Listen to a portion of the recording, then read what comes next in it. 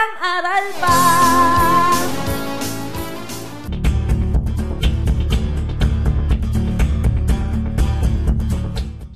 Bilang paggunita sa World AIDS Day, ang mga mag-aaral ng AB Communication Arts ng Philippine Women's University ay nagsagawa ng isang theater play na pinamagatang May Lason sa Dugo. Ang dulang May Lason sa Dugo ay isinulat ng Makamasa Ensemble at sa direksyon ni Dr. Romel Pipoy Linato.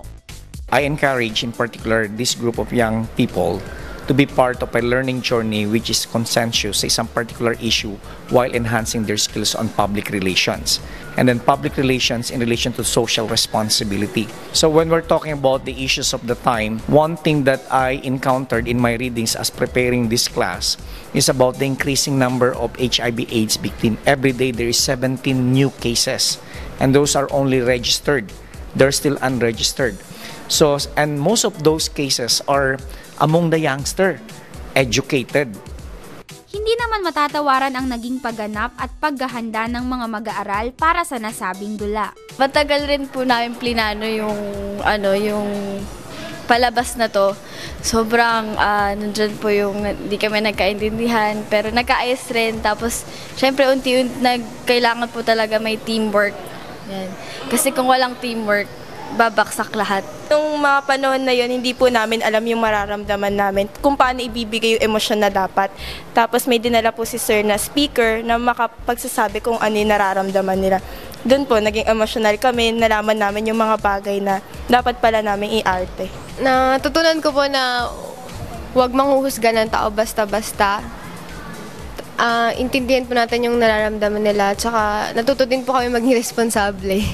Ipinakita sa dula kung ano ang pinagkaiba ng HIV at AIDS at ang iba't ibang pinanggagalingan ng sakit na ito.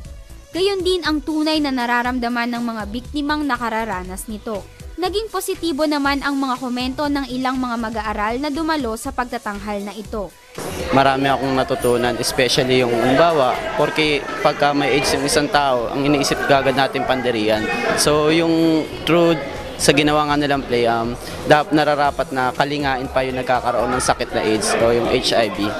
Nagising din ako na hindi talaga dapat minamaliit yung mga ganyan, na maraming tao dito na talagang ginagawang biro lang yung ganyang topic, So ayun po. Sa kabuuan, ibig iparating ng dulang May Lason sa Dugo na dapat nating maintindihan na hindi lang pisikal na sakit ang nararamdaman ng isang biktima ng HIV at AIDS, kundi lalo na ang stigma na ibinibigay ng isang mapanlait na lipunan. Bilang mga kabataan, maaari tayong makatulong sa mga ganitong issue sa ating lipunan. Ang mahalaga lang ay maging bukas ang ating isipan at handang magbigay ng awa at pangunawa sa nangangailangan. Casey Paler para sa Newsfeed.